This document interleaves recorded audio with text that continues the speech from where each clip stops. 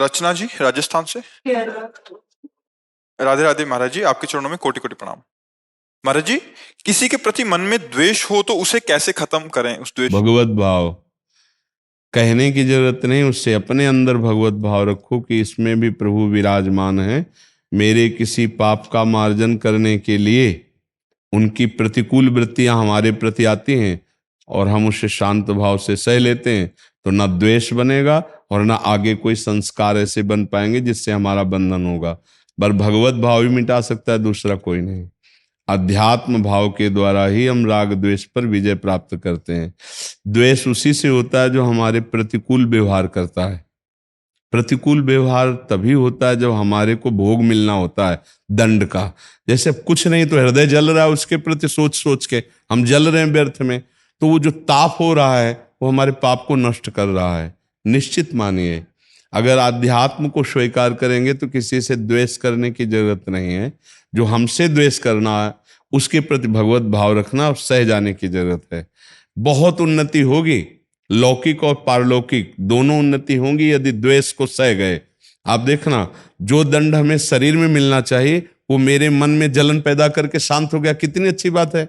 जैसे कोई हमारी निंदा करता है और हमारे कान में पड़ता है कि वो अमुक आपकी निंदा कर रहे थे या सामने कर रहा है, तो जो हमको भारी प्रारब्ध भोगना पड़ता वो निंदा करके हमारे प्रारब्ध को नष्ट कर रहा है, अपने ऊपर ले रहा है। कितना कृपालु है वो। द्वेष लायक थोड़ी है, वो तो आशीर्वाद देने लायक है कि भाई मुझे जो दंड मिलता शारीरिक, वो तुम अपनी जबान से निंदा करके काट दिए, कितनी बड़ी कृपा। पर हम अज्ञानी होने के कारण हम बुरा मानते हैं और उसके प्रति द्वेष कर लेते हैं कि हमारा कुछ लेना देना नहीं, फिर भी हमको निंदा करता है, हमको कष्ट देता है, हमारे प्रति द्वेष भाव रखता है। ये अध्यात्म ना होने के कारण, ज्ञान ना होने के कारण हम ऐसा, यद्यपि वो हमारा बहुत बड़ा मित्र है। एक बार अयोध्या के राजा थे तो उन्होंने वशिष्ठ जी से कहा, वशिष्ठ जी कुल परंपरागत आचार्य रहे, तो उनसे कहा कि उनको गलित कुष्ठ था, जो सब जगह शरीर सड़ने लगता है, तो हो जाता है पूर्व पाप के अनुसार। तो वो कभी कभी राज दरबार में जैसे आते तो सब ढक के आते। तो वशिष्ठ जी से कहा, प्रभु ये क्या है,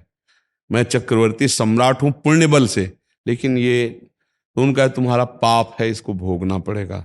तो बोले प्रभु कोई उपाय है कट जाए? तो बोले औषधियों की तो ताकत नहीं कि गलित कुष्ठ कट जाए, पर एक उपाय है, यदि पूरा नगर तुम्हारी निंदा करने लगे तो तुम्हारे पाप कट जाएंगे। तो बोले क्या करूं? बोले उपाय हम बता रहे हैं, तुम्हारे बड़े भ्राता युद्ध में मारे गए थे, उनकी पत्नी है, तुम 8 बजे से 10 बजे तक जाकर भगवान का चरित्र सुनाओ उनको, रोज कथा सुनाने जाओ, 2 घंटे 8 से 10 बजे तक रात्रि में कथा सुना के वापस आओ, बस इतना तुम्हें करना है। अब जो ही शुरू किया सोई, कुछ दिनों बाद निंदा शुरू हुई कि यार हम तो समझते थे कि धर्मात्मा है, पर है तो पापी, वैसे ही कुष्ठ भोग रहा है। और देखो उनके यहाँ रोज जाता है 8 से 10 बजे तक, तो अब ये जाता है इसका मतलब राजा है, कुछ ना कुछ गलत। अब वो भावना ऐसी बनती चली गई, पूरे नगर में प्रचार प्रसार हो गया कि राजा गलत भाव से अपनी भाभी के पास 8 से 10 बजे रात्रि, और वहां भगवत चर्चा वशिष्ठ जी की आज्ञा सुना, फटाफट उनका कुष्ठ नष्ट होना शुरू हो गया। पूरे नगर की ऐसी निंदा हुई, उनका महाराज अब तो जिया नहीं जा रहा, ऐसी निंदा हो रही। बोले चुप रहो, अब कष्ट तो सहला पड़ेगा, अगर कुष्ठ नष्ट करवाना है तो निंदा का कष्ट सह लो। जो ही पूरे नगर में भरपूर निंदा होने लगी उनकी कि धिक्कार ऐसे राजा को, सब गलित कुष्ठ खत्म हो गया, केवल नाक में रह गया। तो उनका गुरुदेव नाक में रह गया। बोले ये खत्म नहीं होगा। बोले क्यों? बोले ये हमारे हिस्से का है, हम निंदा करेंगे नहीं, क्योंकि हम जानते तुम्हें किस लिए भेजते, इसलिए नाक का गलित कुष्ठ। और फिर पूरी सभा को बुला करके बताया उनकी कि ये जो माता की तरह भाव रखते हैं और 8 से 10 बजे तक मेरी आज्ञा से कथा, तो उनका गलित कुष्ठ भी खत्म हो गया और उनकी निंदा भी खत्म। तो जो हमारी निंदा करते हैं, जो दोषारोपण करते हैं, जो द्वेष करते हैं, सच्ची मानिए हमारा बड़ा मंगल कर रहे हैं, हमारे पापों को नष्ट कर रहे हैं। तो हम 2 भाव से सहन करें, एक भगवत भाव और एक इस भाव से कि मेरे आए हुए प्रारब्ध को ये नष्ट कर रहा है, द्वेष करके, निंदा करके। समझ में आ रहा है? और नहीं तो फिर झगड़ा करोगे तो नया संस्कार बन जाएगा और आपका भी हृदय जलेगा और लाभ मिलेगा नहीं। तेज पारिक जी। राधे राधे महाराज जी। महाराज जी, मन में लोभ है, उसे निकालना है। लोभ स्वयं की सत्ता से नहीं है, वो काम से है। काम कामना की पूर्ति से लोभ होता है, काम कामना की अपूर्ति से क्रोध होता है। जब हमारे काम में कामना में बाधा पड़ जाती तो क्रोध आ जाता है, जब उसकी पूर्ति होती तो लोभ आता है। कामा संजायते क्रोधा, क्रोधा स्मृति विभ्रमा, स्मृति भ्रंशा बुद्धिनाशो बुद्धिनाशात् प्रणश्यति। बुद्धिनाश में ही सर्वनाश है, और सर्वनाश करने वाले ये तीन हैं, काम क्रोध लोभ। काम से ही दोनों की सत्ता है, क्रोध और लोभ की। त्रिविधम नरकस्येदम द्वारम नाशन मात्मना कामा क्रोधा तथा लोभा तस्मात् दैत्यम त्यजेत। ये बुद्धि भ्रष्ट करने वाले हैं। अब लोभ निंदनीय और बंदनीय दोनों है। नाम जप का लोभ हो जाए तो बंदनीय है।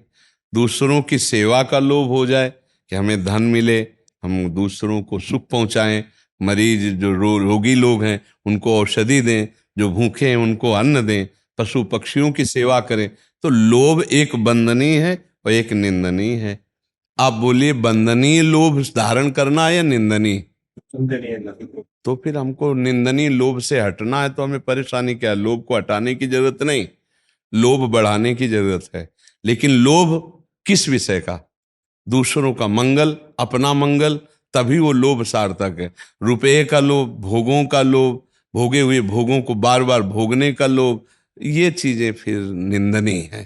तो बंदनीय लोभ को धारण करो, लोभ को बदल दे।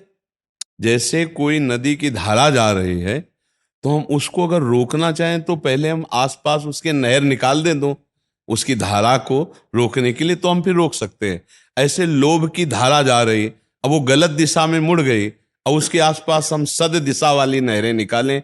हम लोभ करें कि भले धन का ही करें, पर हमारे पास धन आवे तो माता पिता की सेवा करूं, बूढ़ों की सेवा करूं, गली में जो पड़े हैं जिनको कोई नहीं पूछता उनको वस्त्र दूं, उनको भोजन दूं, उनको सुख पहुंचाऊं। और धन बढ़े तो एक ऐसा निवास स्थान बनाऊं जिसमें वयोवृद्धों को रखूं, सबकी सेवा करूं, नाम जप करूं, भगवान की प्राप्ति करूं। ये सब कितना बढ़िया लोभ है। लेकिन लोभ को अगर हम गलत मार्ग में ले जाएं तो फिर वो हानिकारक है। क्यों भाई? तो लोभ को उसको बदल दो, कोई परेशानी। किस प्रकार का लोभ आपको दुख देता है, बोलिए? हर एक चीज का लोभ है। नहीं, हर एक चीज में कुछ प्रधान चीजें भी तो होंगी। पैसे का लोभ है, भोग का लोभ है, नाम का लोभ है। कि हमारा नाम हो जाए, हाँ हो जाएगा, बढ़िया हो जाएगा। प्रभु का नाम जप करो, तो हमारे पास धन का अगर लोभ है तो हम दूसरों के हित की भावना के लिए करें तो मंगल हो जाएगा। क्यों? नाम भी हो जाएगा। नाम जप करो आज से प्रभु का, और यश गाओ प्रभु का, और धन की इच्छा करो कि अगर हमारे पास ऐसा धन हो तो मैं बुजुर्गों की सेवा करूं, परिवार को सुख पहुंचाऊं, समाज की सेवा करूं, राष्ट्र की सेवा करूं। ये लोभ बहुत कामदायक है अगर इसका दुरुपयोग न करें। अब रुपया आवे, हम गंदे आचरणों में खर्चा करें, हम भोग वासनाओं में, वो गंदा मार्ग हो गया। गंदी बात है क्या आपके मन में ज्यादा? तो चिंता न करो, ये लोभ नुकसानदायक नहीं। थोड़ा नाम जप करते हो आप? सही बोलो ना, कितनी देर करते हो? 3 बार माला करता हूँ सुबह में और 3 बार माला करता हूँ शाम। और उठते बैठते अगर नारायण नारायण बोलते रहो तो घाटा हो जाएगा क्या? उठते बैठते बोलता हूँ, जब दुख आ जाए ना तब, बाकी नहीं बोल। नहीं यार, तो फिर लोभ कहाँ है? नाम का, नाम का लोभ। नाम का लोभ ऐसा, तदर्पिता अखिलाचारिता तद स्मरणेन परम व्याकुलते। हर कदम में नाम जप करते रहो, अभी मंगल हो जाए, नाम हो जाएगा तुम्हारा। नाम प्रभु का जपो, तुम्हारा नाम हो जाएगा। लोभ प्रभु के नाम का रखो तो तुम बहुत बड़े धनी बन जाओगे, जो चाहोगे भजा लो। ये नाम भगवान का ऐसा, जो चाहो प्राप्त कर लो। उठते बैठते चलते फिरते क्यों नहीं जप सकते? जब दुख आवे तब कहाँ जप पाओगे? ऐसे ऐसे दुख हैं कि होश खराब हो जाएगा, भगवान याद ही नहीं आएंगे। इतना भयानक संसार में, सुख में सुमिरन कर ले तो दुख काहे को होए? अगर सुख में सुमिरन करोगे तो दुख देने वाले पाप अपने आप नष्ट हो जाएंगे, तो दुख क्यों होगा? निरंतर नाम जपने का अभ्यास क्यों न करो? 3 माला कोई बहुत होता है क्या यार? संसार के लिए तुम इतना समय देते हो, भगवान के लिए कितना समय देते हो? मंदिर जाना आना हो कोई खास बात नहीं होती। अभी पीछे बैच में एक ने पूछा कि भगवान के मंदिर में 8 पैर सेवा करते हैं और इसके बाद गलत आचरण करते हैं, गलत खान पान करते हैं, तो हम क्या विश्वास करें? तो उन्होंने भगवान को साधन बनाया रुपए का। भगवान को भगवान मान के थोड़ी सेवा कर रहे हैं। जैसे एक बनिया व्यापार करता है, ऐसे भगवान को व्यापार माने। तो साध्य बनाया भोगों को, तो पैसा आया, इसके बाद सब कर रहे हैं। भगवान को भगवान थोड़ी मानते हैं, वो तो भगवान को व्यापार मानते हैं। और अगर व्यापार को भगवान मान लो तो उससे भगवत प्राप्ति हो जाए। भगवान को भगवान मानने की तो बात जाने दो, अगर व्यापार को भगवान मान लो तो उससे भगवत प्राप्ति हो जाए। राधा राधा नाम जप कर रहे हैं, जो गाहक आया भगवान की भावना कर रहे हैं, अपना व्यापार कर, इसी को तो गृहस्थी में भगवत प्राप्ति का मार्ग कहते हैं। यार तो निरंतर नाम का लोभ बढ़ाओ, सब लोग ठीक हो जाएंगे, है नहीं? हाँ देखो, जब समुद्र मिल जाता है तो छोटे मोटे गड्ढों की याद नहीं आती। फिर ऐसे जब भगवान की प्राप्ति हो जाए या भगवान नाम में चित्त डूब जाए तो फिर लोभ का नाश हो सकता है। सांसारिक नहीं तो बढ़ता ही जाता है। 100 का लोभ हो, 100 मिल जाए तो तृप्ति थोड़ी होगी, 1000 का आ जाएगा। 1000 मिल जाए तो लाख का, लाख तो करोड़ मिल, अगर भगवान मिल जाए तो फिर ये खत्म हो जाता है। जिसके पाने के बाद कुछ पानना बाकी नहीं रहता, जिसके जानने के बाद कुछ जानना बाकी नहीं रहता, वो भगवान श्री हरि हैं, वो हमारी आत्मा है, वो हमारे प्राण हैं, वही परमेश्वर हैं। यार नाम जप करो, उठते बैठते नारायण नारायण कहने में क्या फर्क पड़ता है आपको? कोई पैसा लगेगा क्या? देखो बढ़िया आनंद आ जाएगा। आप हमारे पास आए, इसका मतलब भगवान की कृपा है। तो आज से एक बात केवल पकड़ो, उठते बैठते चलते फिरते नारायण नारायण नारायण, ठीक है? फिर आप अगली बार कभी मिलना, बताना कैसा आनंद आ रहा है। बस ये कार्य कर। कोई नशा तो करते नहीं होगे? नशा करता था, बंद कर दिया। अच्छा, कितने दिन से बंद कर दिए? 3 महीना होगा।